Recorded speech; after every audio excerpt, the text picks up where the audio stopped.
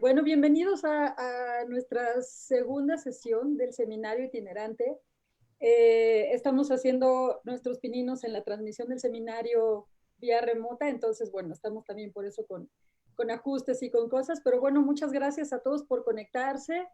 Y en esta ocasión vamos a tener la intervención del doctor Carlos Ortega Ibarra, con la sesión Una arquitectura escolar funcionalista para el nuevo orden urbano, Distrito Federal, 1932.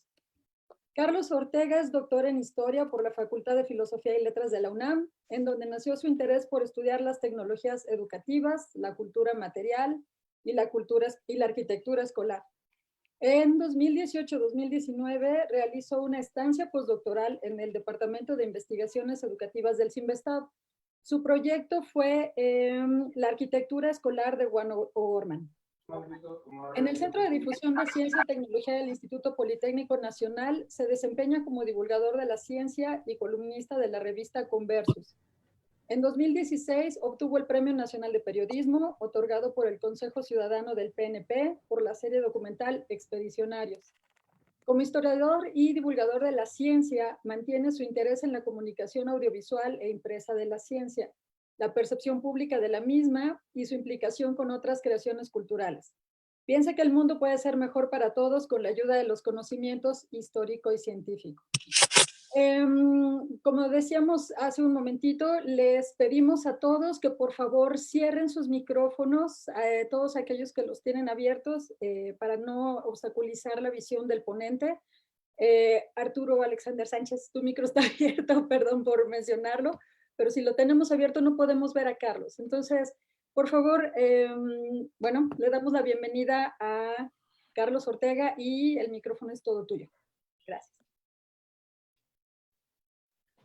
Muchas gracias a todas, a todos por asistir y particularmente a quienes me invitaron a participar de esta iniciativa itinerante. También agradezco de manera muy particular a Cristina Uribe, quien en todo momento me ha acompañado en el uso de, para que esta sesión sea lo más exitosa posible.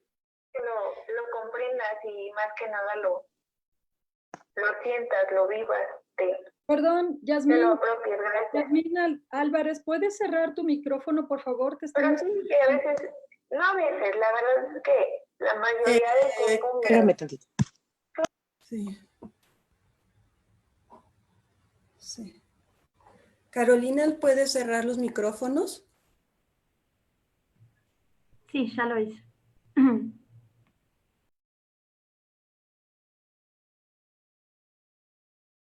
Pero ahora Carlos va a tener que activar el suyo. Sí, muchas gracias. Bueno, pues les agradecía a todas, a todos por estar presentes y por haberme invitado a participar de esta iniciativa itinerante, particularmente a Cristina Uribe, quien me ha acompañado para que esta sesión sea lo más exitosa posible. Me gustaría hacer una precisión en el título. Lo hicimos con el que anunció María Eugenia, digamos que con fines de diseño, pero el título original es Aprender a habitar la arquitectura escolar funcionalista del nuevo orden urbano. Me parecía pertinente hacer esta aclaración, puesto que en torno al proceso de aprender a habitar es que girará esta charla que hoy tendré con todos ustedes. La plática tiene dos objetivos. El primero es contribuir a estimular la reflexión histórica sobre el aprendizaje del cuerpo humano para habitar un tipo de arquitectura escolar. Me refiero al proyecto de arquitectura escolar que diseñó Juan O'Gorman en 1932 para algunas colonias, barrios y pueblos del Distrito Federal. Y el segundo objetivo es el de contribuir al discernimiento de las relaciones de moldeamiento mutuo que establecemos los sujetos con la materialidad y la tecnología escolar. Y de esta, con la configuración de la ciudad. Emprendí una caminata por una ruta que va desde el hecho mismo de la investigación histórica como un andar hasta colocarme yo en el otro extremo de una historia que inició entre los años 20 y 1930. En ese trayecto hablaré de la colonia industrial en donde fue construida la escuela Emiliano Zapata en 1932 y las ideas de los intelectuales que yo llamaré intelectuales prácticos en torno a la modernidad, a los actos técnicos y cómo estos serían el eje para transformar a la Ciudad de México y a sus habitantes. En todo momento de esta caminata, algunas ideas que no son propias las debo a la lectura, entre otros, de Le Breton, Bauman y Serré. Estuvieron presentes la modernidad como un proceso de largo aliento. Bauman lo llamaría una actitud compulsiva entre los diseñadores de un nuevo mundo. También, y esta es otra idea que en todo momento me tuvo ocupado, cómo se va construyendo la modernidad como una idea de futuro que necesariamente requería la construcción de una idea del pasado. Un pasado caracterizado por el caos como carente de forma y un futuro en el que, gracias, entre otras cosas, al diseño arquitectónico y a la planificación urbana, se le dará forma a una nueva ciudad y, desde luego, a sus nuevos habitantes. Y, por último, siempre me quedó la duda, dado que en todo esto estamos hablando de un futuro que entre 1926 y 1932 aún no existía, me quedó la duda de qué habría sucedido en el otro extremo, un extremo en el que finalmente en 2020 nosotros nos encontramos parados. Bueno, pues siendo así, yo inicié una caminata por el norte de la Ciudad de México. Si ustedes ubican al menos la estación Potrero del sistema de transporte colectivo Metro, sabrán que a uno de sus costados, caminando por una calle, la calle Victoria, se encuentra la colonia industrial. Con esto me refiero a lo siguiente. La investigación histórica, la indagación, es una experiencia corporal. En el dictum racionalista que hemos seguido los historiadores formados profesionalmente, hemos obviado que nuestro actuar y nuestra presencia en el mundo es corporal. Así que caminar por el norte de la Ciudad de México en busca de la colonia industrial y de la Escuela Primaria Emiliano Zapata, que en 2018 fue declarada Patrimonio Artístico Nacional, fue una experiencia corporal. Caminé por el norte de la Ciudad de México buscando los indicios que me llevaran a los años de 1926, cuando fue fundada la colonia industrial, y 1932, cuando fue construida la Escuela Primaria Emiliano Zapata en una de las calles de esa colonia. En esos años,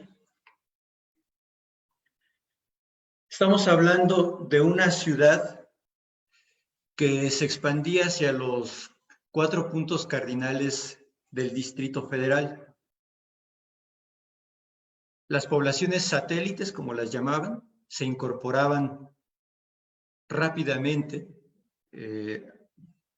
aunque utilicemos este término de forma relativa, dado que nuestra rapidez no es la misma que la de hace más de 8 décadas. Al mismo tiempo que se incorporaban estas poblaciones satélites, se vivía un proceso de neutralización política del Distrito Federal. Este proceso no era reciente. En el caso del Ayuntamiento de la Ciudad de México, como lo ha señalado Ariel Rodríguez Curi, la pérdida de atribuciones de gobierno fue un proceso que se inició hacia los años 80 del siglo antepasado, del siglo XIX.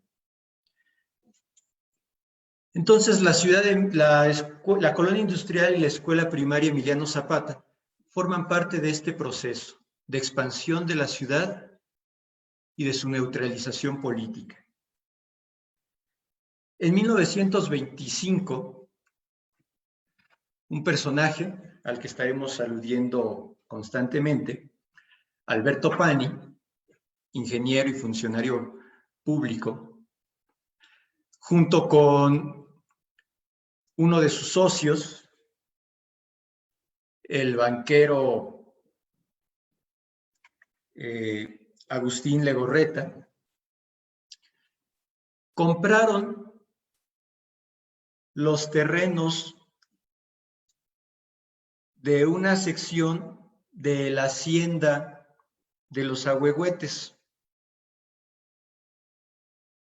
con la intención de convertir esos terrenos baldíos en una zona que acogiera a numerosas industrias. Como Pani mismo lo dice en su autobiografía, cambiaron el proyecto original por otro que resultó de mayor provecho para los fraccionadores. Es decir, fraccionar la colonia, los terrenos de la hacienda de los Ahuehuetes en lotes para la construcción de viviendas. Fue, en términos de lo que Pani señala, un negocio redondo. De acuerdo con el funcionalismo, voy a hacer aquí una acotación, la mejor manera de ordenar una ciudad era a partir de un sistema de loteo geométrico y estandarizado que aplicado a toda la ciudad sería benéfico para los habitantes. Así lo plantea Le Corbusier hacia una arquitectura publicada entre 1920 y 1924. La empresa urbanizadora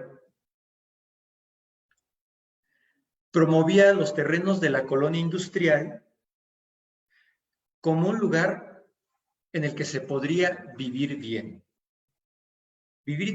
e higiénicamente, sin lujos, pues contaba con todos los servicios y la infraestructura urbana necesaria. Ustedes pueden ver las imágenes en la pantalla. Muchas gracias a Carlos y Cristina, quienes me apoyaron para que ustedes pudieran verlas. Tenemos las oficinas de la empresa, la Colonia Industrial S.A. 1925, y un cartel publicado en el Universal,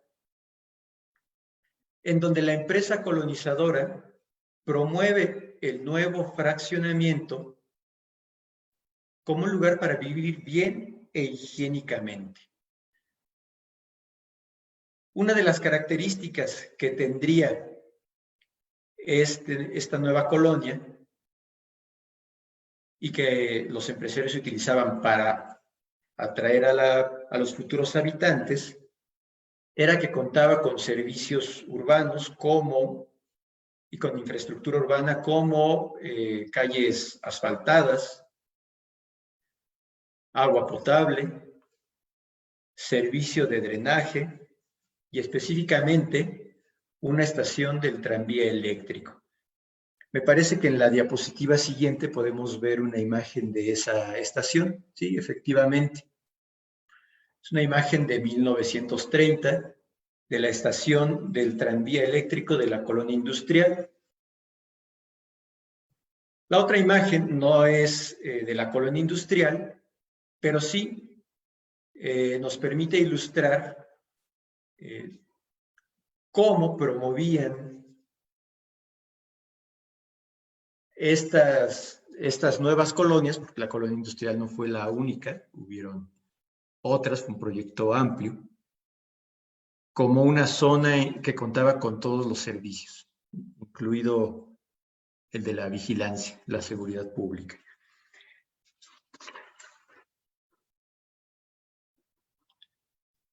Al momento de su fundación, la colonia industrial pertenecía al municipio de Guadalupe Hidalgo. Hoy se encuentra en la alcaldía Gustavo Amadero. Sin embargo, hacia los años 30, debido a una serie de reformas en el gobierno y la administración del Distrito Federal, la colonia industrial pasó de la municipalidad de Guadalupe Hidalgo a la alcaldía de Azcapotzalco. Entre 1928 y 1929, el gobierno federal publicó en el Diario Oficial de la Federación la ley orgánica, una nueva ley orgánica para el distrito y territorios federales. En esta disposición, los ayuntamientos fueron sustituidos por delegaciones.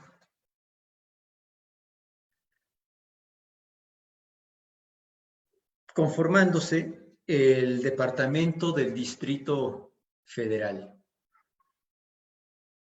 El jefe del departamento era nombrado por el presidente de la República y el jefe del departamento, a su vez, tenía la facultad de nombrar a sus delegados con la anuencia del presidente de la República.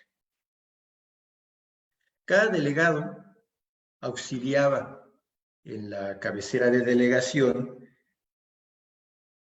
al delegado representando a la población en general y apoyándose en un consejo consultivo que representaba a los principales intereses de la localidad, los cuales eran determinados por el mismo delegado. Entre estos intereses se reconocía, de acuerdo con la ley orgánica, a las asociaciones de comerciantes, a los industriales, propietarios de bienes raíces, inquilinos, campesinos, profesionistas, trabajadores del sector público, del sector privado, y a las madres de familia. Esta reforma del régimen político del DF tenía como objetivo gobernar a una ciudad que no dejaba de ensancharse debido al crecimiento de los poblados y a la fundación de nuevas colonias, como la colonia industrial. Vicente Lombardo Toledano, quien se oponía a la desmunicipalización del Distrito Federal, reconocía que la gobernabilidad de las grandes ciudades era un problema era un problema técnico y político a nivel mundial, toda vez que el crecimiento de la ciudad había generado crisis en sus sistemas de gobierno y en su organización administrativa. Él no consideraba que la desmunicipalización fuera la solución. Él proponía otras cosas como que tenían como propósito ahondar en el sistema democrático.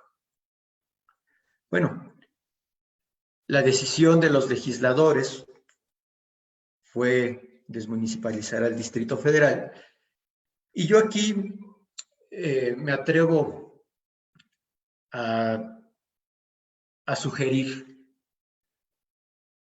que esta reforma del régimen político de la Ciudad de México tenía como propósito evitar que la ciudad girara en cualquier sentido. Utiliza una figura de un poeta estridentista, Manuel Maples Arce, quien se refería en uno de sus textos a la situación de un personaje urbano que, ante el espectáculo que le brindaba la ciudad, parecía que ésta podía girar en cualquier sentido. Y justamente lo que yo sugiero es que lo que querían evitar era otra revolución. Otra revolución en la cual los desposeídos y los analfabetas irrumpieran en el nuevo orden. En ese sentido, Juan O'Gorman y otros intelectuales de distintas tendencias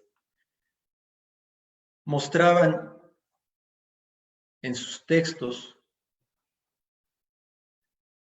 un temor muy fuerte, muy arraigado a la irrupción violenta de las masas de desposeídos y de analfabetas. Ya el mismo Le Corbusier en 1920, 1930, señalaba que en caso de no atenderse las demandas de las clases activas de la sociedad, era posible una era de caos. Bueno, En este nuevo orden político, si dejamos las diapositivas anteriores, bueno, podríamos detenernos ahí con las diapositivas. Y me gustaría señalar que en este nuevo orden, la delegación de Azcapotzalco, en donde finalmente se encontró adscrita la colonia industrial, tenía algunas características que voy a señalar muy rápidamente. La delegación Azcapotzalco era considerada la segunda población, la segunda delegación más poblada del Distrito Federal, con 40,000 habitantes. Casi 50% vivía en la cabecera de la delegación. El resto de los habitantes se encontraban dispersos entre haciendas, ranchos y otros pueblos que no superaban, en el mayor de los casos, los 300 habitantes. La mayoría no eran propietarios del lugar en donde vivían. De hecho, el alquiler de una casa habitación era la norma. Y ocupaba el tercer lugar en la tasa de analfabetismo del Distrito Federal. Entre los hombres, esta era de alrededor de 32%. Y entre las mujeres mayores de 10 años, era de 38% en términos redondos. No era la delegación con la mayor tasa de analfabetismo. Estas eran las delegaciones de Coajimalpa, Iztapalapa y Milpalta, que en el caso de las mujeres mayores de 30 años, alcanzaba una tasa de analfabetismo de hasta 70%. Fíjense que el censo de 1930 nos da una imagen muy distinta de la colonia industrial, una imagen distinta a la que promovió la empresa urbanizadora.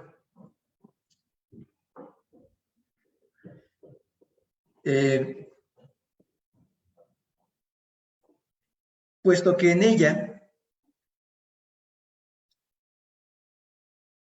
solamente había 278, se dividían los terrenos de la hacienda de los Ahuehuetes, se dividían en dos secciones. En la segunda sección, que era en donde se encontraba la colonia industrial, solamente habitaban 100 personas. Ahí se construyó la escuela primaria Emiliano Zapata para atender a 1,000 niños. La disparidad entre los habitantes de la colonia y el diseño de la escuela es evidente. Sin embargo, como sostengo, están pensando en el futuro. De manera que la escuela se incorpora a la colonia industrial, que en ese momento no es más que un enclave, como un elemento más para promover la expansión de la ciudad. Una colonia, una nueva colonia que contaba con una nueva escuela con estas características, sería un elemento de atracción para nuevos pobladores. Entonces, ahí, parado frente a la colonia industrial, frente a la escuela primaria Emiliano Zapata, observo una serie de indicios. Aún se encuentran en pie los salones con sus muros ciegos y sus albañales. Esta escuela y la colonia representaban para personajes como Alberto Pani, para el mismo Juan O'Gorman, la posibilidad de superar al viejo régimen presente aún en la ciudad, gracias al progreso técnico. Progreso técnico que, en la definición de Ortega y Gasset de aquellos años, implicaba el diseño de aquello que no existía en la naturaleza del hombre, naturaleza que es vista como peligrosa por insalubre. De manera entonces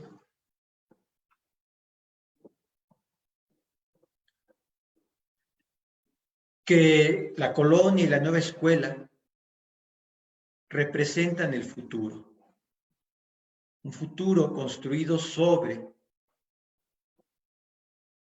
el progreso técnico. Y sobre estos dos elementos se construiría el orden moderno. La modernidad fue planteada como la superación del pasado, un pasado que en la ciudad se mostraba, si podemos pasar las diapositivas, por este tipo de habitaciones. Podemos pasar la siguiente. Aquí tenemos a la colonia industrial, pero les parecía terrible que en medio del nuevo orden existieran chozas construidas con láminas de madera.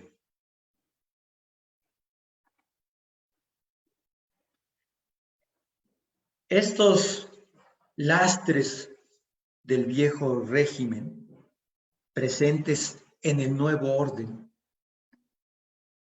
generaban preocupación y temores entre los intelectuales prácticos, intelectuales que asumen la tarea de construir un nuevo orden desde una perspectiva masculina. ¿A qué me refiero? Que en sus proyectos y discusiones ellos asumen que la construcción del nuevo orden requiere de un carácter, de una característica de la que carecen, entre otros, los artistas, es decir, la virilidad. Por lo cual, construir la nueva ciudad y su nuevo orden era una tarea no solamente de los intelectuales prácticos, sino de hombres. Para Juan O'Gorman era evidente que una ciudad con estas características requería una serie de intervenciones técnicas, como la colonia, como la escuela Emiliano Zapata. Desde luego, no todos estaban de acuerdo con la arquitectura funcionalista que promovió O'Gorman, particularmente con el proyecto de arquitectura escolar de 1932. Si podemos pasar las diapositivas, los agradecería mucho. Esta es otra expresión del desorden en medio del nuevo orden. Entre las críticas que hacen algunos personajes, otros arquitectos e ingenieros, no solamente señalaban la fealdad de las nuevas escuelas, sino suponían que aquellos para quienes estaba destinada la nueva arquitectura no sabrían apreciarla ni valorarla por su grado de analfabetismo, que derivaba en fanatismo, y esta lo utilizaban como un ejemplo. Carlos, nos quedan Sí, 5 minutos. perfecto, no hay ningún problema. Y señalaban, voy a leer rápidamente lo que decía el arquitecto Silvano Palafox, quien equiparó a los habitantes de las nuevas construcciones con un salvaje que al escuchar la 9ª Sinfonía de Beethoven saldría dando alaridos, pues se sentiría profundamente lastimado con semejante música. O'Gorman reconocía, tenía muy claro el papel formativo de la arquitectura, particularmente de su proyecto de arquitectura escolar. Para él, y parecería que estamos escuchando al mismo Silvano Palafox, la gente se acostumbraría a escuchar como algo bonito lo que al principio les parece feo. Es decir, tarde o temprano, los habitantes de las nuevas habitaciones se acostumbrarían. ¿Y qué implica acostumbrarse? Aquí es donde Serret me apoyó. Claro, él nunca lo supo. Acostumbrarse a la nueva realidad arquitectónica, a la materialidad de las nuevas escuelas, implicaba, si podemos pasar las siguientes diapositivas, incorporar su materialidad. Que ésta fuera obvia, fuera invisible. Es decir, que no fuésemos conscientes de las relaciones de moldeamiento mutuo que los sujetos establecemos, en este caso, con los edificios escolares. Sería un proceso silente. Serret lo dice de esta manera, desde luego mucho mejor que yo. Dice que el aprendizaje del cuerpo, que en el aprendizaje del cuerpo cadenas complicadas de posturas se incorporan tan fácilmente en sus músculos, huesos y articulaciones, que sepulta en un simple olvido la memoria de esa complejidad y después, como sin saberlo, reproduce esas series de posiciones con mayor rapidez de lo que las asimila. Ustedes pueden leerla. Serret también señala que el cuerpo aprende a poderlo casi todo. De manera que, así como se acostumbra a una nueva realidad material que busca transformar su cuerpo en un cuerpo sano, física e intelectualmente, también aprende a evadir, a trastocar, a superar, a modificar esos muros construidos en serie por el orden moderno. Pablo Higgins, quien decoró al año siguiente los muros de la escuela Emiliano Zapata, me da la oportunidad de pensar en esas otras posibilidades. Hay una serie de murales llamados La vida y los problemas sociales, la realidad del trabajo y sus luchas. Hay un tercer mural, pero ya no corresponde a la escuela primaria Emiliano Zapata. Esta posteriormente fue dividida en 2 escuelas. En los 2 murales que se encuentran en la escuela Emiliano Zapata, O'Higgins, como ustedes pueden verlo, plasma el deseo de conducir al futuro a un nuevo orden. Sin embargo, los niños nos dan otras posibilidades. El obrero les ofrece un libro rojo y les indica la manifestación proletaria.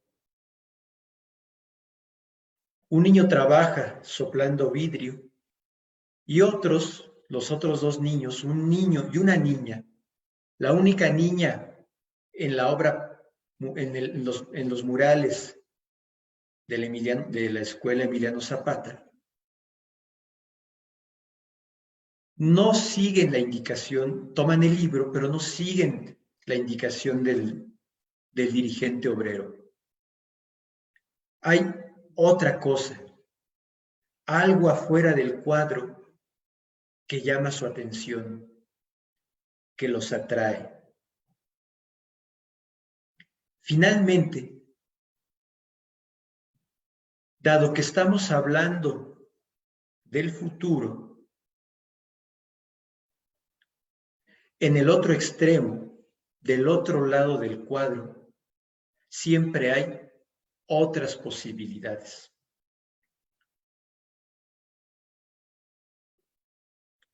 Esto que les estoy contando, casi de manera resumida en realidad, es solo una vista parcial. Reconozco que solamente me referí a las ideas, a los diseños de un sector de intelectuales que buscaban transformar a la ciudad y a sus habitantes.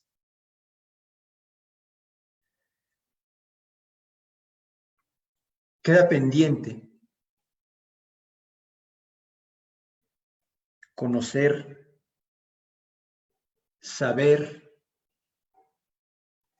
leer los testimonios de aquellos que vivieron esa nueva realidad arquitectónica. Dejo aquí mi voz para que podamos escuchar o leer las de todas y todos ustedes. Me encantaría muchísimo eso. Gracias. Muchas gracias, Carlos. Bueno, lo que sigue es que escuchemos los comentarios de María Eugenia Chaul y un segundo antes de hacer su presentación.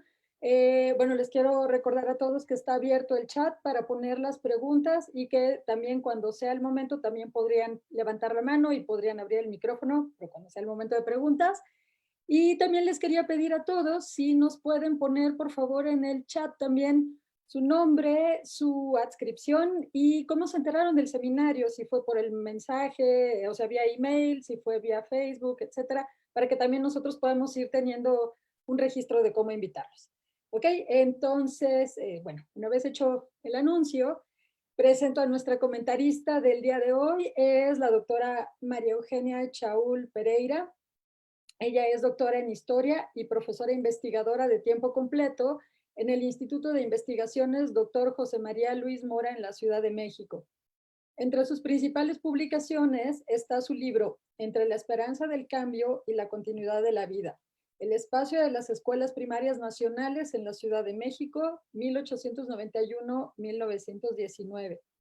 Algunos de sus últimos artículos son La higiene escolar en la Ciudad de México a principios del siglo XX, en Historia Mexicana 245, Cante niños porque es sano, la educación musical en las escuelas primarias de la Ciudad de México, en Los papeles para Euterpe, coordinado por Laura Suárez, como un aparato ortopédico para el magisterio, la Dirección General de Instrucción Pública en la revista Secuencia, y Ciudad, Espacios y Cultura Material de la Escuela Primaria en México hacia finales del siglo XIX, principios del XX, publicado en Anuario de Historia de la Educación. Pues muchas gracias, María Eugenia, por acompañarnos y te dejo el micrófono. Creo que tendrás que activarlo para participar y te escuchamos. No, muchísimas gracias a ustedes. Quiero agradecer ante todo la oportunidad para comentar este magnífico texto, la invitación de Laura Cházaro y sobre todo a Carlos Ortega, que me hizo aprender muchísimas cosas con él. Muchas gracias, Carlos. Bueno, yo soy muy mala para hablar sin leer, entonces voy a leer de la manera, digamos, más pausada que pueda. No los voy a aburrir porque tampoco soy tan mala para leer. Entonces, va así. Desde la antropología urbana, Carlos Ortega emprende un recorrido etnográfico para acercarnos a la escuela Emiliano Zapata construida por Juan O'Gorman en 1932. Se trata de una exploración en la que el autor camina y recorre las vías que lo llevan a los vestigios de la escuela. Sus propios pasos lo conducen a tratar de entender la relación entre lugar y cuerpo y analizar cómo se habitó la escuela. La materialidad de la escuela se capta así desde el sujeto que conoce a través de la dimensión física del viaje y la impresión que representa, lo cual me parece un acierto, la verdad. Otro acierto más es entender la modernidad como un proceso de largo aliento que de manera horizontal y sincrónico permite establecer un sistema de pensamiento con expresiones culturales propias y singulares. Mis comentarios se centran en 3 ejes que desde mi punto de vista valdría la pena enfatizar más en el texto, pero simplemente como una sugerencia. El primer eje de este comentario es la urbanización del norte de la ciudad y la integración del Distrito Federal. El segundo eje sería el surgimiento de la niñez como futuro de la nación y la educación socialista.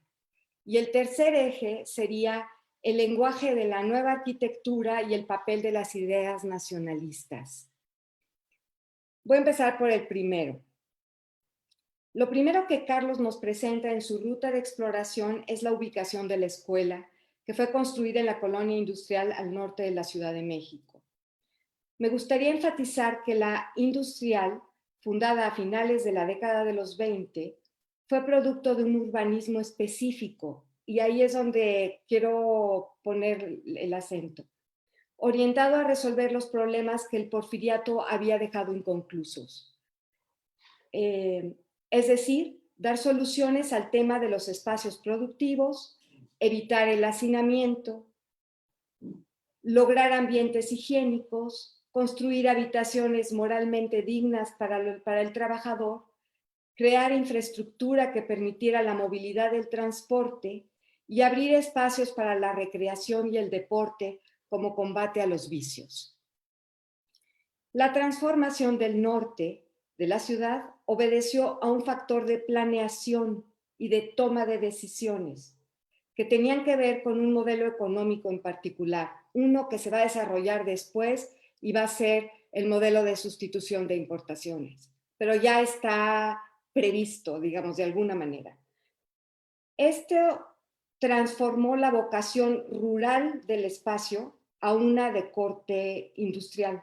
En ese sentido, el fraccionamiento de la colonia industrial entrañó una intervención política, misma que posibilitó también un negocio que, como apunta el autor, involucró a inversionistas y funcionarios públicos para fraccionar el terreno ocupado por la hacienda, los ahuehuetes, que era, en efecto, una de las más ricas y prósperas de una extensión de 257 hectáreas, productora de leche, cebada, maíz y alfalfa. La urbanización del norte debilitó el abasto de producción agrícola para la ciudad. Eso es importante. pero no canceló el autoabastecimiento en la zona.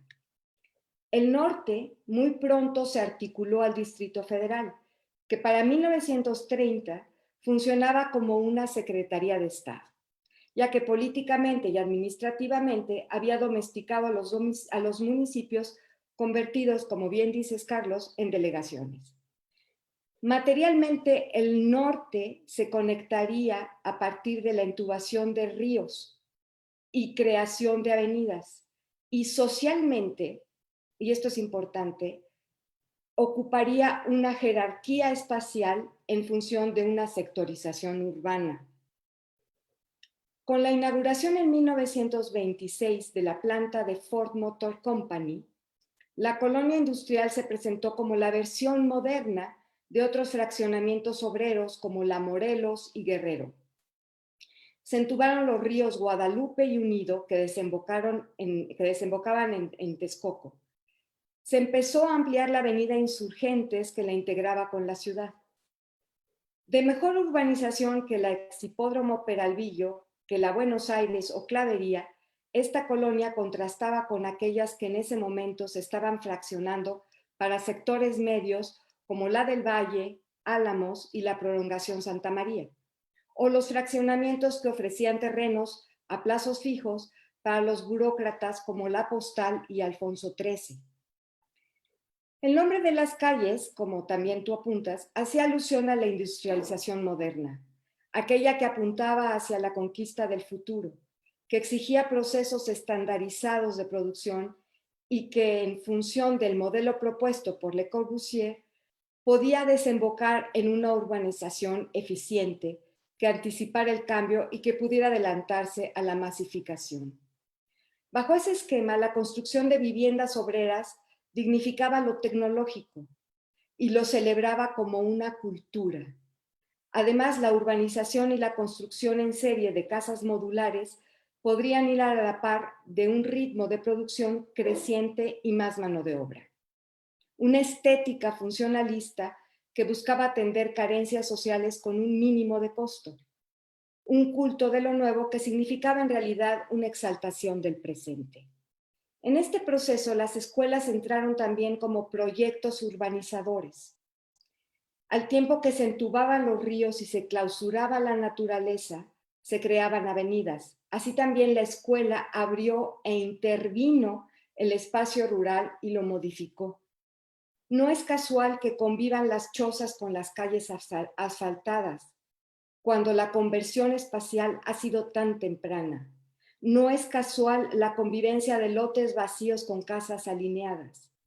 La ubicación de planteles se priorizó en las nuevas zonas de crecimiento de la ciudad.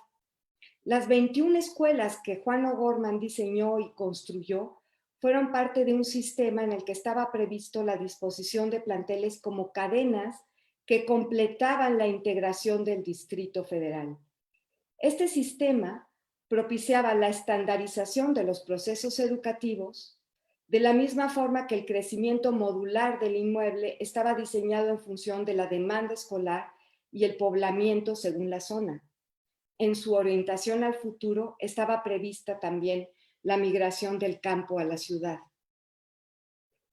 El segundo eje. En este construir el futuro, la niñez adquirió un papel histórico.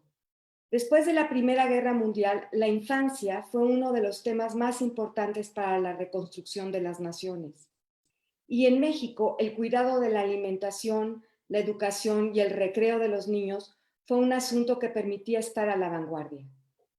No olvidar que en la capital se celebraron 3 congresos, 2 de ellos internacionales enfocados al cuidado de la niñez. La participación creciente del Estado en todo el proceso de crecimiento del niño facilitó el establecimiento de centros de higiene, consultorios, centros de vacuna y lactancia, centros cívicos y deportivos. El niño mexicano moderno debía ser sano, alfabetizado y constructor del mañana. En buena medida era el futuro obrero de la nación. Acorde con ello, la alfabetización era una herramienta de equiparación de oportunidades, un proceso de estandarización que estandarizaba comienzos, y la educación socialista era la idónea, pues proponía la escuela de la acción y un aprendizaje basado en la observación, la experimentación, la reflexión y la expresión. El niño finalmente se convertía en el centro y motor de su propio aprendizaje, donde el maestro era solo una guía.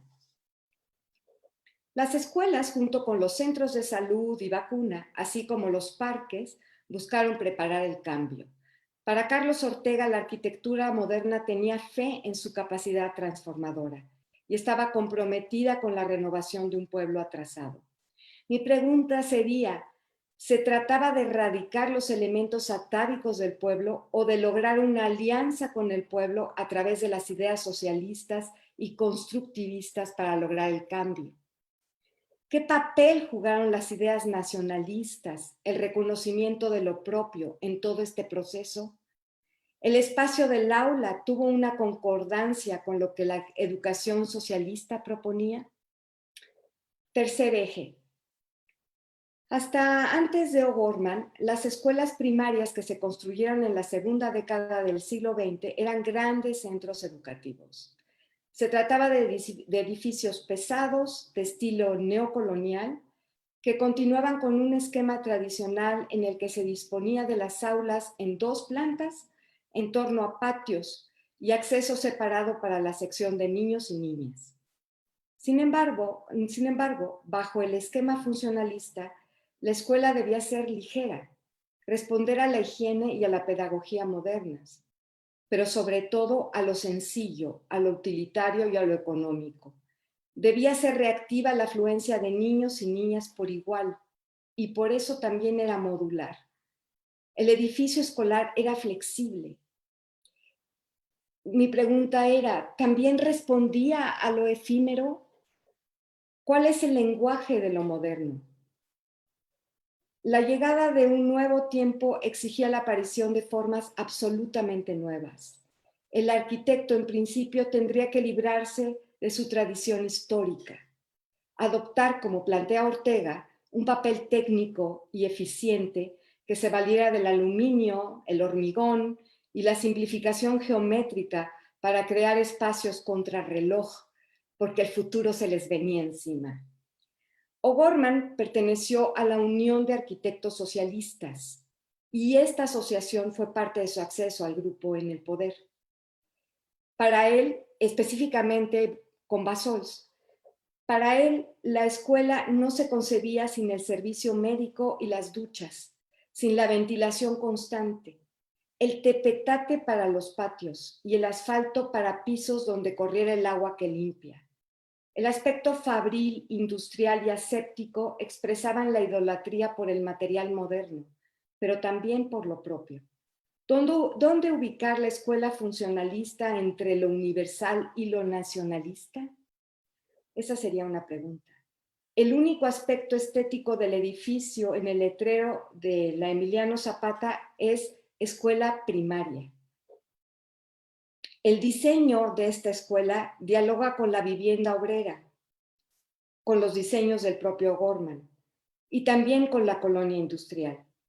¿Qué impacto tiene esto en el cuerpo? ¿Cómo se conjuntan estos elementos de manera orgánica y funcional? ¿Cómo se habita la escuela?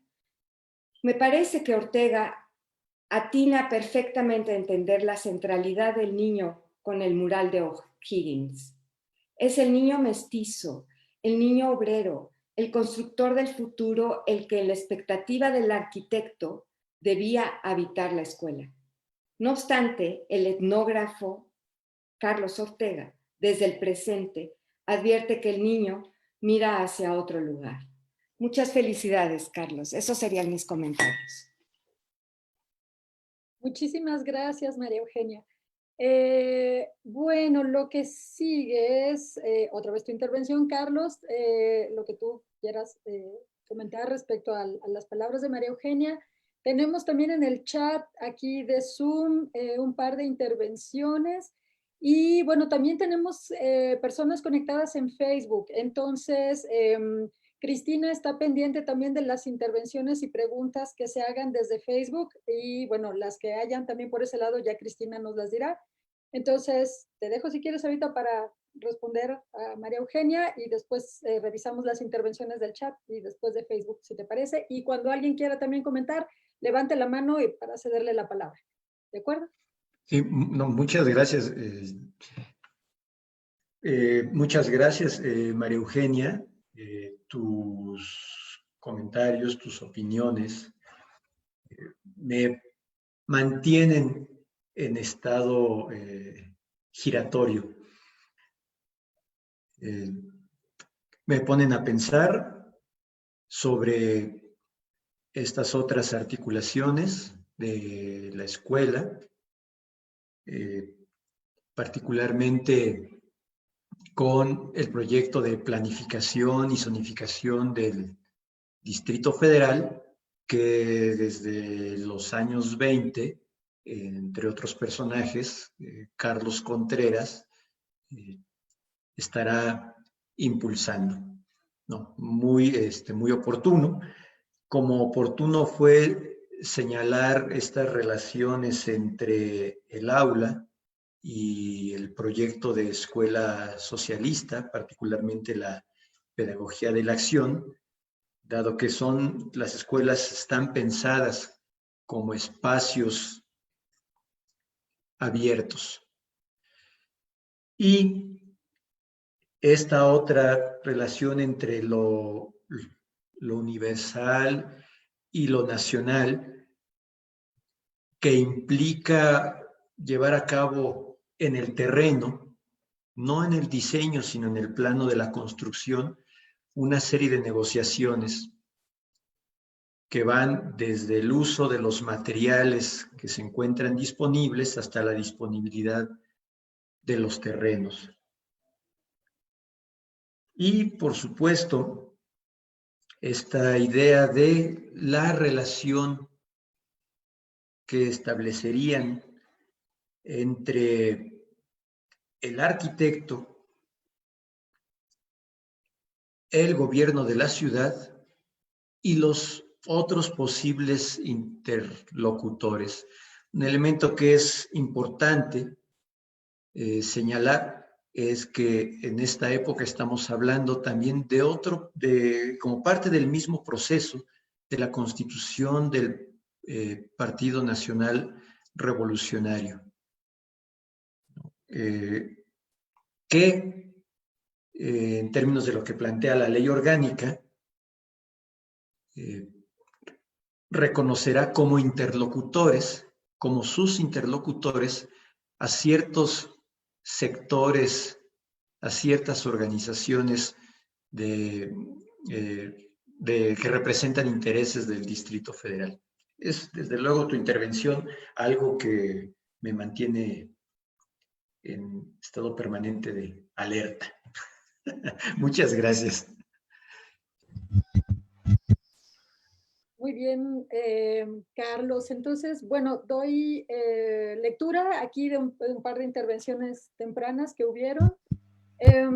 Ok, tenemos aquí de Eduardo Sandoval. Te pregunta sobre bibliografía acerca de los temores que mencionabas en tu ponencia sobre la presencia de chozas y de las poblaciones analfabetas. Esa es una primera pregunta. Te leo como en paquetito.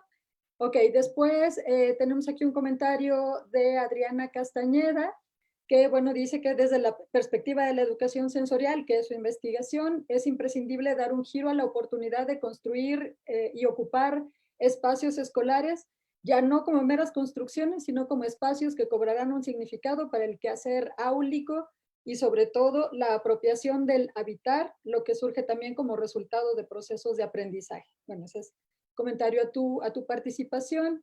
Y tenemos también por aquí de parte de Daniel Barragán. Dice que le interesa el concepto de materialidad que manejas y te pregunta si puedes ahondar un poco más al respecto. Y dice, por otro lado, creo que sería interesante pensar en las variaciones de la temporalidad en la configuración de la especialidad. Pienso en el cambio de Tlatelolco como utopía a distopia, después de los acontecimientos de 1968 y 1985. Y bueno, dice al respecto, ay, se movió, Al respecto, Rubén Gallo ha escrito un interesante texto titulado Tlatelolco, Mexico City Urban Dystopia. Ok. Tenemos también aquí José Luis Acevedo también te pregunta si hay oportunidad de explicarle un poco más sobre cómo este espacio del que hablas fue habitado por los sujetos, niñas, niños, profesoras, profesores. Y si quieres lo dejamos ahorita en estas tres intervenciones y bueno, las que vengan, pues que nos las sigan escribiendo. ¿Ok? Y aquí tengo abierto el micrófono de Ricardo Gobantes. Si quieres, Ricardo, hablar después, te damos la palabra un segundito. Vas, Carlos. Sí, bueno, espero poder con todo.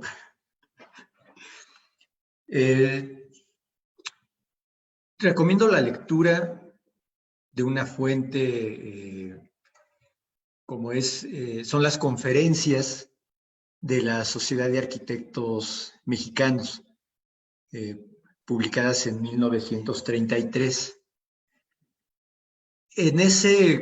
Estas conferencias fueron pensadas para poner de acuerdo a los arquitectos sobre el tipo de arquitectura que convenía a la Ciudad de México. Desde luego, lo que nos ofrece ese texto no es un acuerdo, es justamente todo lo contrario. Son todos los desacuerdos que hay entre una élite de arquitectos que están llevando a cabo proyectos para la Ciudad de México. Y en esas discusiones que ellos sostienen, podemos leer sus temores, sus preocupaciones y sus prejuicios.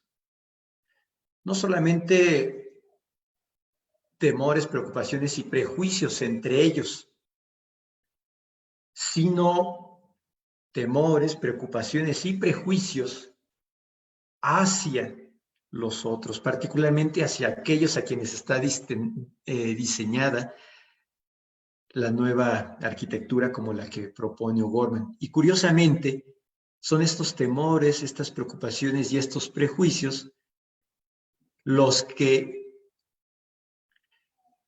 mantienen emparentados a esta élite de intelectuales. Recomiendo muchísimo la lectura de ese texto. En relación con el habitar, hay una discusión interesante en la época, entre los años de 20 hasta 1950, en la que participan, además de Ortega y Gasset, el alemán, acabo de olvidar su nombre, lo tenía hace un segundo en la punta de la lengua y ahora lo olvidé, en donde, en un texto sobre habitar, en donde se señala que una de las características fundamentales del habitar es la libertad. La libertad de poder incidir sobre los espacios, apropiándoselos, sin la cual es imposible crear lo que Le Corbusier y otros funcionalistas querían, crear el gusto por habitar. Crear el gusto por habitar, desde la perspectiva de Heidegger, está condicionado por el ejercicio de la libertad. Sobre la materialidad, bueno, aquí hay es todo un mundo, es una bibliografía muy, muy amplia, la que podríamos consultar particularmente sobre la cultura material y de manera aún más específica sobre la cultura material escolar. Textos hay muchos, como el de Julia y Rosselin, Y desde luego están los textos de María Eugenia Chaul, que nos proporcionan una visión muy interesante sobre la relación entre, particularmente en el periodo del Porfiriato, entre los sujetos docentes y la construcción de estos nuevos espacios. En relación con la temporalidad, bueno, yo aquí aposté por mantener una línea horizontal, transversal, que me permitiera entender a la modernidad como un proceso de verdad de largo aliento, que cruza proyectos políticos, periodos de gobierno, que se va configurando, que va tomando características muy particulares, pero que tiene un sentido de permanencia y que busca irlo transformando todo. En relación con los sujetos, pues esta es una tarea pendiente, implica un reto no solo para la historia de la educación o para la cultura material escolar, sino en términos personales es un reto quizá de la etnografía del aula, para poder acercarme a esa experiencia de los sujetos que la habitaron. Desde luego, será una experiencia que me mantendrá en constante tensión entre la estandarización, la normalización y la libertad relativa de acción de los sujetos. Si hay algo más, creo que no respondí todo, lo lamento mucho, creo que son mis limitaciones las que me lo impidieron, no pude captar la atención quizá de todos los planteamientos, pero me gustaría seguir escuchando más preguntas y comentarios. Ok, Carlos. A ver, mira, tenemos aquí de Cristian, dice, yo quisiera hacer un apunte, si bien el modernismo podría entenderse como el estilo arquitectónico que se apoya en los nuevos elementos técnicos como el concreto armado, el cristal laminado y el acero extruido, las corrientes ideológicas de la época dieron pie a interpretaciones inclusive opuestas del uso de dichas tecnologías. De ahí surgen el funcionalismo con el discurso higienista y por otro lado el racionalismo y el nacionalismo con mayor énfasis en lo social. Es decir, por un lado, el discurso de Le Corbusier y su máxima de arquitectura o revolución, y en contraste con la escuela de O'Gorman de arquitectura como revolución. Este es comentario de Cristian y de Natalia Colovalles. Pregunta si es posible acceder a los textos escritos de ambos, de Carlos y de María Eugenia. Bueno, que sería, le interesaría mucho poder leerlos. Y bueno, la pregunta de Elvia Moreno es, si en México también la arquitectura de escuelas de la época, con influencia de la propuesta de Le Corbusier, tiene el propósito que él tuvo de frenar la tuberculosis. Y pues bueno, serían ahorita esta ronda de preguntas. Creo que en Facebook no hay nada y yo creo que iríamos enfilándonos ya hacia el final de la sesión también. Ok, bueno, sí, desde luego hay corrientes ideológicas, algunas contrapuestas, algunas que en algún momento se presentan como contrapuestas, pero sorpresivamente terminan por empatarse. Los textos, yo no tengo ningún problema en poder compartirlo con aquellos que lo soliciten. Es que, Natalia, puedes recibir mi texto sin ninguna restricción. Bueno, ya lo demás ya lo sabemos, todo lo que implica el tener el cuidado con la citación y eso que ya no ahondaré, todos sabemos a qué me refiero. No, en relación con el planteamiento de la, para frenar la tuberculosis, no, desde luego aquí hay algo muy importante que estas escuelas, también María Eugenia lo mencionó, pues siguen la ruta biopolítica del higienismo. No es algo que está determinando, es la relación entre escuela pública y salud pública van de la mano. Y efectivamente, dado que se considera que uno de los principales problemas, además del analfabetismo, es la insalubridad, las escuelas tendrían como propósito combatir esta condición. Aquí es muy importante señalar que la insalubridad es vista particularmente como una consecuencia de la vida desmaterializada de las poblaciones. Es decir, si habría más riesgos en la salud pública de los habitantes de la Ciudad de México si no se contaba con una infraestructura como la que proponían Worman o Carlos Contreras. Pues si quieres, seguimos con las preguntas. Sí. Pues esas ahora son las últimas preguntas que hay en el chat, a reserva de que alguien quiera levantar la mano. Creo que Ricardo Govantes tenía algo que ya no supe. Sandra Marisol levantó la mano. No sé. Ok, Sandra, entonces abre tu micrófono, por favor. Y lo que sí, Carlos, es que nos están pidiendo los textos también aquí en el chat.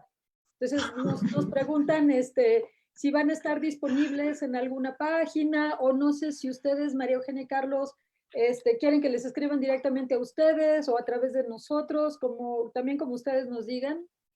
Entonces, bueno, si no, ahorita lo pensamos Sí, y ahorita lo ponemos. Sí, yo también lo voy a pensar. Bueno, sí, quien quería preguntar y abrió su micrófono, les cedo la palabra. Buen día, Sandra Marisol. Pues qué gusto, que los felicito por este tipo de trabajo que están haciendo ahora en línea. Es gratificante. Doctor, muy buen día, qué gusto saludarlo también. Mire, es de acuerdo a la materialidad que manejo, la corporalidad, la experiencia física que se tiene, y como inició platicando, cuando fue a hacer su investigación y su visita a la escuela, de acuerdo a esas experiencias que se viven, pues me gustaría preguntarle, ¿qué tan oportuno considera rescatar o tomar en cuenta las vivencias de los alumnos con la arquitectura escolar y saber sobre esas experiencias generadas con los diversos materiales de cada infraestructura, ¿no? Sería realmente interesante saber esas experiencias o la pertinencia de cada uno de los materiales con los que se ha estado trabajando en las diversas etapas de la arquitectura escolar. Considero que sería enriquecedor para la historia de la arquitectura del aula, ¿no? La arquitectura escolar, o sería un muy buen tema para empezar a explorarlo, ¿no? O sea, rescatar eso podría darle mayor riqueza a esas aulas y a esa estructura que está ahí, o sea, darle un poquito de voz a esas experiencias de los alumnos. No sé, ¿qué opina? No, desde luego, esta es una tarea pendiente, es todo un reto conceptual, metodológico, para conocer esas experiencias, esa percepción. No, desde luego estoy de acuerdo contigo, es una tarea pendiente y muy, muy importante. Es algo que ahora los arquitectos se están también preguntando. Ellos durante mucho tiempo diseñaron, construyeron sus formas, pero la otra parte ahora tiene que ser escuchada. No, es un comentario muy pertinente. Muchas gracias. De nada, feliz tarde. Gracias. Gracias, Carlos. Aquí Roberto tiene una pregunta. Roberto, si quieres abrir tu micrófono para preguntarla de viva voz, por favor, puede ser. Buenísimo. Hola, ¿qué tal? Muchas gracias. He estado aprendiendo mucho esto de... yo realmente vengo de filosofía. Entonces, digamos que mi pregunta era un poco alocada hacerla como en este contexto, pero pues para nada cuando empezaron sus ponencias, ¿no? O sea, cuando hablaron sobre la fenomenología del cuerpo dentro del espacio, pues obviamente como que nos remonta a algo pues bastante filosófico, pero que se materializa, ¿no? Entonces, mi pregunta va, bueno, es como, o sea, lo que yo quisiera como preguntarme es si la forma en la que construimos espacio, o sea, digamos, si hay primero una relación entre lo que es el espacio y el lugar, o sea, como, digamos, espacio dado, como lo diría Heidegger, y lugar como algo ya donde se apropia uno de ese espacio, y si eso que resulta de esta diferenciación, como que de alguna forma configura al sujeto que habita ese lugar o que está dado en ese espacio. Bueno, esto como pensándolo en las escuelas, es decir, los sujetos, en tanto que se están pensando como sujetos de aprendizaje, como alumnos, digamos que de alguna forma van a ser o estar condicionados a llegar a ser algo más de lo que son, dependiendo del espacio en el cual se desenvuelven o habitan. Esas serían como mis dos cuestiones. Gracias. No, gracias a ti. Es una cuestión así bien, bien compleja, pero que vale la pena reflexionar sobre estos espacios como lo dado y lugar como lo propio, en donde se adquiere un sentido.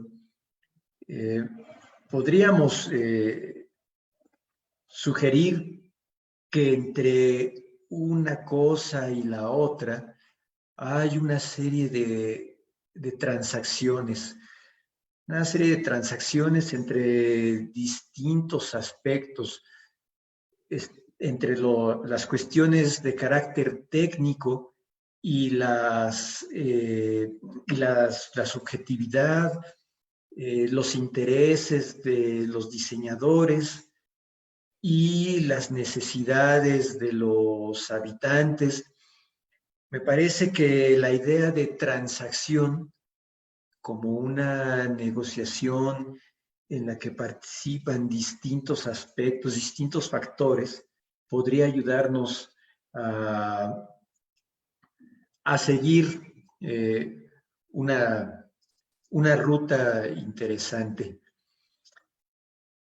No estoy pensando solamente en la arquitectura escolar desde la perspectiva disciplinaria, es decir, solamente como espacios diseñados para el control del cuerpo, sino también espacios en los que el cuerpo de quien habita ahí está interactuando, estableciendo nuevas transacciones.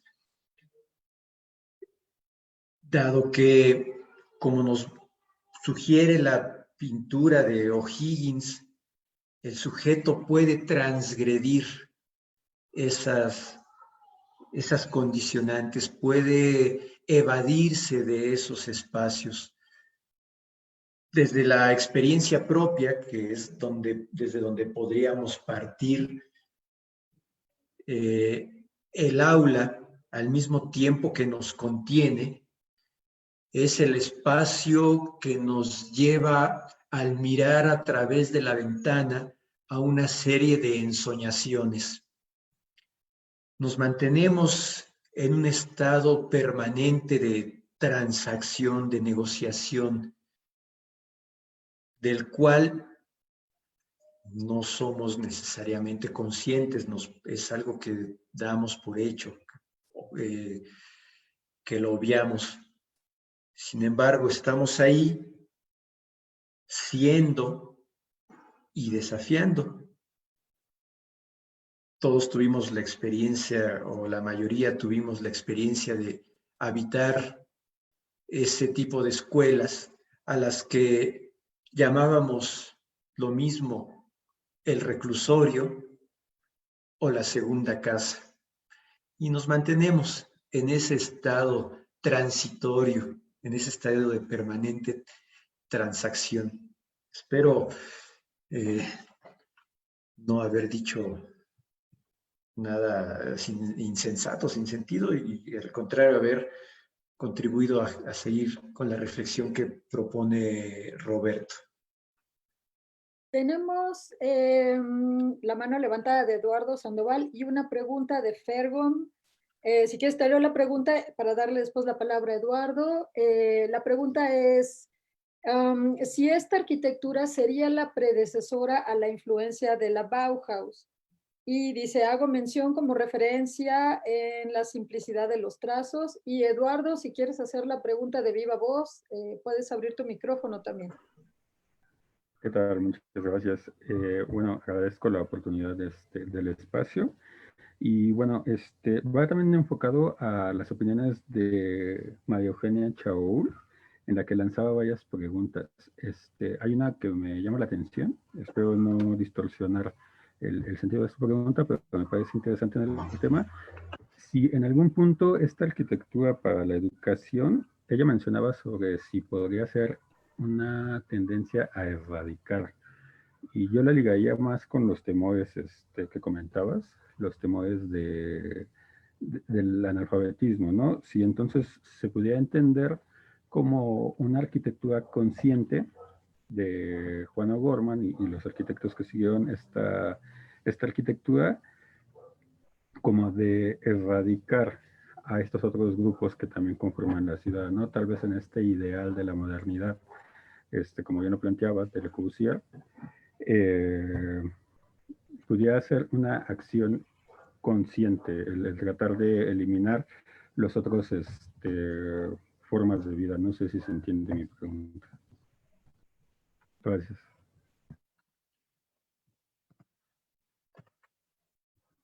Sí, bueno, primero sobre la Bauhaus, bueno, esto también es una cuestión que de alguna manera María Eugenia sugiere. No se refiere explícitamente a la Bauhaus, sino a la idea de un movimiento internacional. La Bauhaus, entre el mito y el proceso histórico, tendremos efectivamente un papel de propagación, propagandístico. De alguna manera, el mismo Le Corbusier es reconocido como un excelente propagandista de la arquitectura internacional. Sin embargo, aquí hay otro elemento que es importante retomar, que también María Eugenia señala, es el relativo a las características particulares. Efectivamente, tenemos un movimiento internacional, tenemos a unos intelectuales que se insertan en este flujo internacional de ideas, en este circuito del que muy pocos pueden participar. Uno de ellos es el mismo Juan O'Gorman, en principio como lector y como alumno de quienes están al tanto de estas tendencias. Y al mismo tiempo, pues, las características que implica tener que diseñar y construir ya sobre un terreno dado. Entre otros aspectos, uno que es muy interesante es el uso de los materiales. La Ciudad de México era, en los años 30,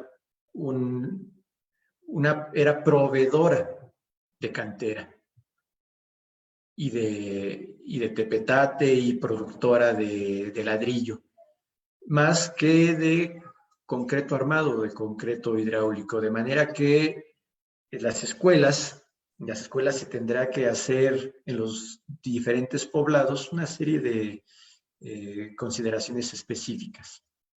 Si nosotros podemos ver en un plano general las diferentes escuelas, veremos que algunas llamadas escuelas rurales del mismo proyecto de O'Gorman se parecen más a una tradición histórica que al prototipo de la escuela funcionalista. Es nuevamente aquí la idea de transacción lo que nos ayuda a sentarnos sobre el terreno. Y sobre el último comentario, si alguien me ayuda a retomarlo, me distraje un momento porque tuve que poner a cargar mi computadora. Si esta arquitectura sería la predecesora a la influencia de la Bauhaus. Y yo creo que eso ya es ahora nuestra última pregunta. Ok. Pues creo que sería todo lo que tengo que decir. Si algo se me fue, pues les ofrezco una disculpa. No te preocupes, Carlos, yo creo que está todo bien. En el chat ya puso Cristina Uribe, que es nuestra asistente del seminario. Mira, está llegando una pregunta de Facebook. Dice Liz Chiapa, dice que el papel de la educación pública lo materializó Maximiliano de Habsburgo, pero dice aquí que no sabemos si es duda u opinión, nada más. Okay. Pero un comentario en Facebook. Entonces, bueno, ya en el chat Cris puso ya su email para que todos aquellos que estén interesados en los textos tuyo y de María Eugenia le escriban y bueno, los comprometemos a ti y a María Eugenia a mandar los textos para quienes les interese, ¿no? Lo que los quieren leer. Maru, y sí. No, quería ver si María Eugenia tiene algo más que decir para cerrar, porque a lo mejor ella se quedó con algo después de esta ronda de preguntas, algunas de las cuales la aludieron a ella. Perfecto. Y tiene algo que comentar, no sé. No, bueno, que bueno, me encantó el texto, ya se lo había dicho a Carlos. Faltaría, digamos, completar con una herramienta muy fácil, bueno, no muy fácil, pero con una metodología como es la historia oral, que te apuraras a entrevistar a todos aquellos que nacieron entre 1923 y 1924, porque ya son muy viejitos, están muriendo, pero muchos de ellos fueron a estas escuelas. Y la memoria de los viejos es una memoria donde el pasado es muy reciente. Entonces puedes tener una oportunidad de oro si te encuentras a las personas que cursaron en esas escuelas.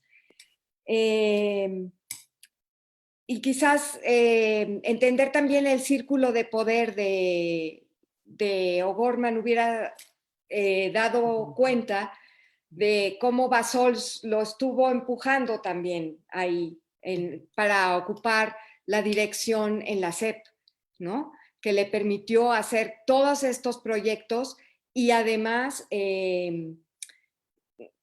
intentarlo, digamos, como atreverse a improvisar algo nuevo, ¿no? A crear algo nuevo. Creo que eso no se puede dar sin el aval del poder atrás. Nada más. Y no, estoy completamente de acuerdo contigo. O'Gorman no surge de la nada, esta idea del nada es de la nada, efectivamente. Desde la perspectiva familiar hay una tradición que a O'Gorman le permite ser e insertarse en la élite intelectual, artística de la época, y desde luego, aún sin haber obtenido el título de arquitecto, tener la posibilidad de construir edificios de distinta índole entre los años 20 y 1932. Después de este proyecto ya obtiene de arquitectura escolar, ya obtiene su título de arquitecto, pero efectivamente nada de esto hubiera sido posible sin esa genealogía y su vínculo con el poder. Gracias, María Eugenia. Gracias. Bueno, pues sí, tenemos ya... Maru. Mande, Ricardo, ya veo la mano levantada. A ver, Ricardo. Sí, Ricardo antes. Muchas gracias, Maru. Hola Carlos, siempre un gusto escucharte sobre estos temas.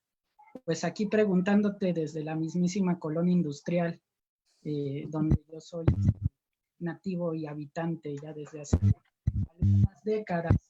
Voy a alzar la mano porque justo mi duda y algún comentario tiene que ver justo con esto que te comenta la doctora Chabul en su última participación.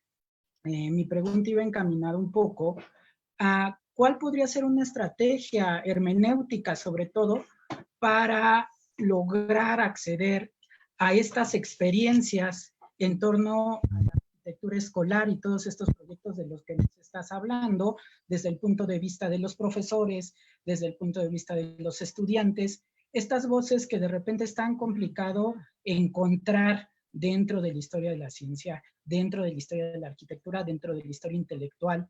Entonces, es un poco, dado que marcas este interés, esta duda que he platicado en otro momento, yo como habitante aquí de la colonia, creo que ya, de hecho, la gente que vivió estos espacios, sobre todo en la década de los 30, ya no está, tal vez a lo que podrías acceder es a la que lo vive a finales de los 40, en la década de los 50, pero además de esta estrategia de historia oral, no sé si tú tendrías en la cabeza algunas otras fuentes, algunas otras estrategias heurísticas, te dije hermenéuticas hace rato, para poder lograr encontrar esta otra parte de cómo se está experimentando todas estas propuestas de arquitectura escolar. Y bueno, sin más, abrazo.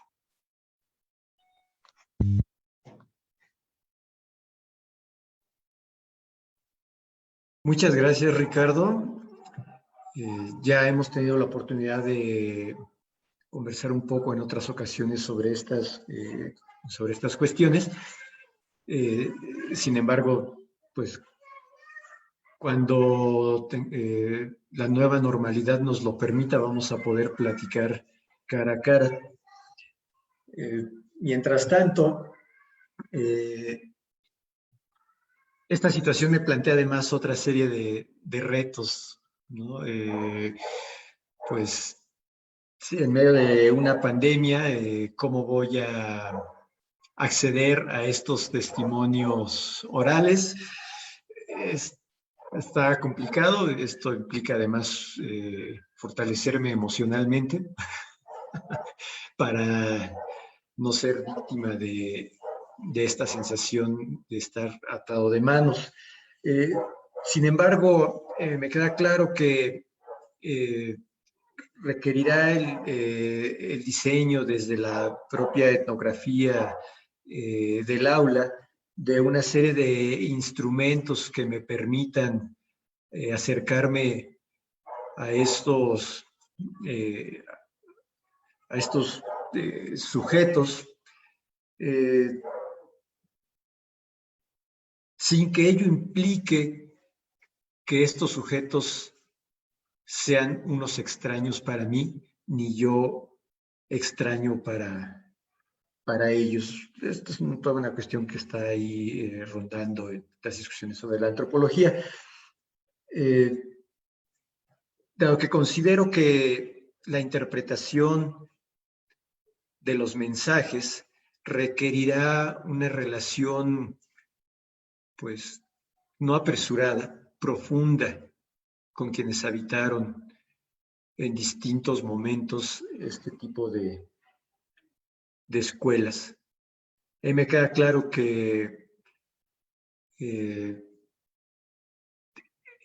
del testimonio de primera mano no se obtiene necesariamente lo que uno busca, sino es solamente el primer testimonio, la puerta de entrada para un universo semántico que tendrá implicaciones que al menos en este momento para mí son insospechadas. Es lo único que me atrevo a decir, Ricardo. espero no haberte desilusionado.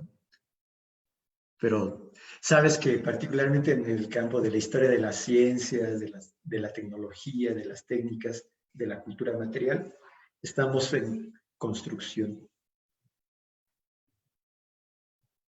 Muchas gracias, Carlos. Pues no sé ya si queda alguna otra pregunta por aquí. Y bueno, si no quedara ahorita entonces ninguna otra pregunta, pues bueno, además de aprovechar el espacio para agradecer a ambos su participación con nosotros, su disposición también para seguir dando marcha a este seminario itinerante que estuvo un poco suspendido precisamente por todos estos cambios, ¿no?, que todos estamos viviendo. Entonces, pues sí, de parte de todos los que organizamos el seminario, queremos agradecer tanto a Carlos como a María Eugenia y a todos los que nos han estado acompañando a lo largo de esta sesión. Y también decirles que, bueno, estamos ya en marcha, el seminario va a seguir, ya tenemos programación para lo que resta del año al menos. La sesión que viene será en agosto, estos ya son anuncios parroquiales. Y pues en la sesión del mes que viene, Adriana Minor, que es también coordinadora de este seminario, va a presentar su libro Cruzar Fronteras, Movilizaciones Científicas y Relaciones Interamericanas en la trayectoria de Manuel Sandoval Vallarta, 1917-1942.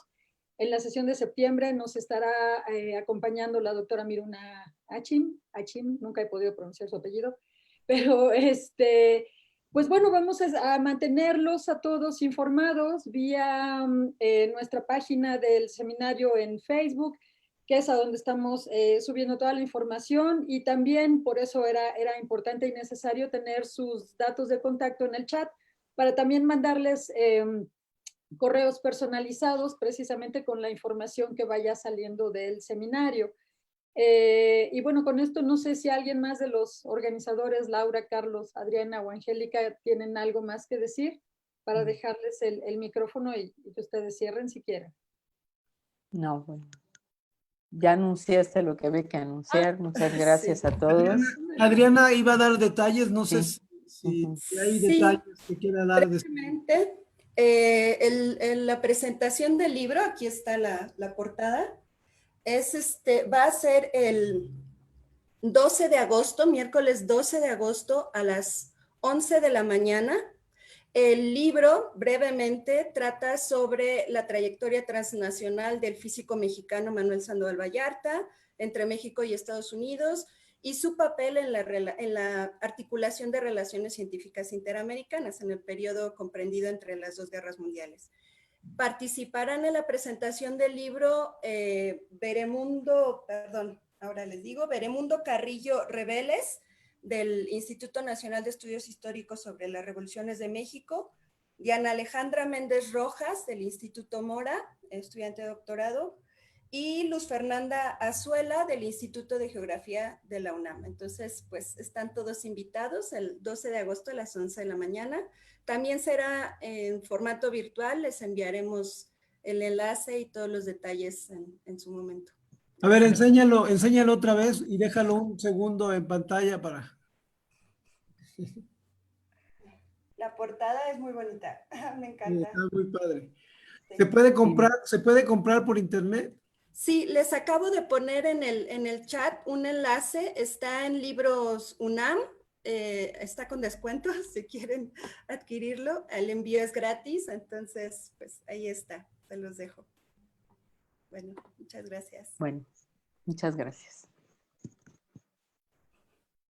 Bueno, pues si es así, vamos cerrando la sesión. Les pido un aplauso, por favor, Sí. a la virtual para nuestros ponentes. Aquí también hay una de reacciones que vamos a aplaudir. Les agradecemos muchísimo su presentación.